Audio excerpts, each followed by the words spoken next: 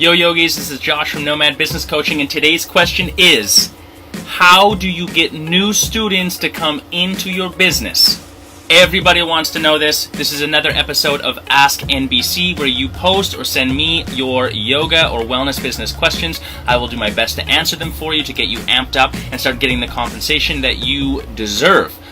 Okay, this is a mega one. I get this question from literally every single owner that I talk to in basically any business, because we could all use more people. I've literally never experienced a business where they say, I'm too busy, I have too many people, don't send me anymore, because it just doesn't work that way. And the times of the past where you used to just open up and let students roll in and then deal with them when they come your way is over, and it is not coming back. If you don't get this shit in order now, you will be in trouble, mark my words. Now, I don't probably have to convince you of that because you already know, but let's talk about what we actually do about it. There is no one single answer to how you get more students to come in, but there are a few concepts that you have to start to employ. The first thing is that people want to raise their status and they want to be part of something that is cool and sort of something that stands out from all the noise. So Russell Brunson, if you know him from ClickFunnels, has a pretty famous scale that he talks about all the time, where on one end of the scale is crazy, and on the other end of the scale is crazy, and right in the middle is the mainstream. So if you're all the way at one end of the spectrum on this side or this side, you're so far away from the mainstream, people don't want to participate with you. There's always going to be a couple crazies with you, but not enough. If you're right in the mainstream, though, there's so many people making so much noise that it sucks and they can't differentiate you from other people. The result is, and you'll know if you're in this mainstream category, that people will start asking you to lower your price because they can't compare you versus anything else except for your price. This is a major problem. So what do you do instead? Go halfway between the crazy and the mainstream. It's called the prolific zone on either end of that spectrum, left or right of center. Now, when you're in the prolific zone, you abide by the first rule of marketing, which is to be different early and often. There is a massive amount of advantage to look at what everyone around you is doing and then just do something completely different. Communicate in a different way, send a different message, offer a different product. Just be different in some way. How do you be different, though? The first way to be different is probably to be super authentic. Now, as a business owner these days, the business, you have to realize, is an extension of yourself. That means that everything that your business does is the equivalent of you saying that to your clientele. So everything you say is a suggestion. Everything your business does is also a suggestion. So make sure that everything your business is doing is completely in line with who you are as the owner, so you have that level of authenticity. When you have a business that's highly authentic, it will stand out. It doesn't matter the details of the authenticity. The authenticity itself will differentiate you from the crowd. Because the other end of that same spectrum is the very corporate-run sort of wellness business where it can be a little bit cold and feel kind of inauthentic. It feels more like a business. So for a smaller brick-and-mortar mom-and-pop style studios, even if you have a few different locations, that's really the better play, and that's what people are looking for. Now here's the other food for thought around this, and let's use the yoga studio as the example.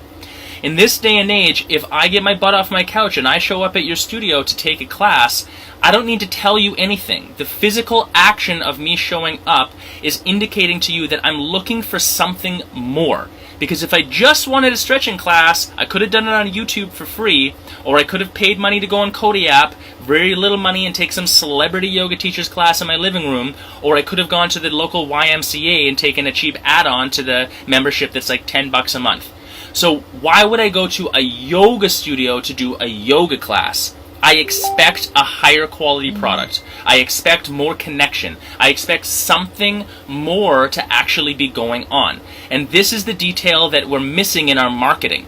If you're just saying, hey, come in and learn some yoga, or hey, get really fit, or hey, this is good therapy, or hey, you're going to get more flexible, or hey, lose weight, or hey, get abs, or hey, whatever, guess what else? Guess who else is saying that? Everybody. So say something else. Talk about something bigger. Talk about yourself in a new way. Be the most authentic. Be the strongest. Be the hardest. Be the easiest. Be the most chill. Be the least chill. Be something that is not just right in the middle like everybody else, so that people can start to differentiate you as something else. Now, I know for you yoga studio owners, you're probably also thinking, yeah, but my yoga can help such a wide variety of people that I don't want to pigeonhole myself into one specific niche and then deter other people from coming. Get over this. It doesn't work that way. When you communicate singularly with one group of people, there's a bunch of people that are on the peripheral of that group who will also be attracted to it, even if the message isn't 100% geared towards them. And the luck of today's marketing industry is that we have the ability to send out different messages, so you don't have to pick just one. The final point that I'm going to give you is to make sure that you are leveraging your assets. Your assets are things that you might not expect in your business. The biggest asset that you have by far is your studio's list of existing clientele. They are your biggest asset. Whenever you have an event, so have an event for new students only, for example, ask your regular clientele to share that event on your social media. Send them emails about the event. Get something in there, like gamify it in some way so that they're incentivized to promote it to their friends and family. So you're shortening that 6 degrees of separation down to like 2 or 3 degrees of separation. That's how you start to get new people in. Help to get them promoting your business. Secondarily, every time you record information from someone into your mind-body system, for example, now you have that information to then put into something like Facebook or Google or wherever to advertise to. So you can advertise to those people, and you can also ask a program like Facebook and say, look, here's a group of people that I've vetted who are obviously interested in my style of product. Make me a lookalike group that's very similar. Let's send an ad to those people. So your biggest asset is your existing clientele. Make sure that you're using them. Include them all the time so that they're not only engaged, but then also helping to be promoters for you as well.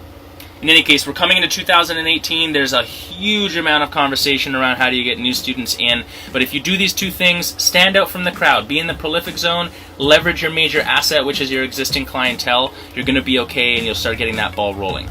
I put my link down below for you to schedule your free strategy session. It's an hour long. We can talk about your business and your unique necessities and anything you want. I'll give you free advice, tips, tricks, whatever I can to help you out because I want this industry to succeed.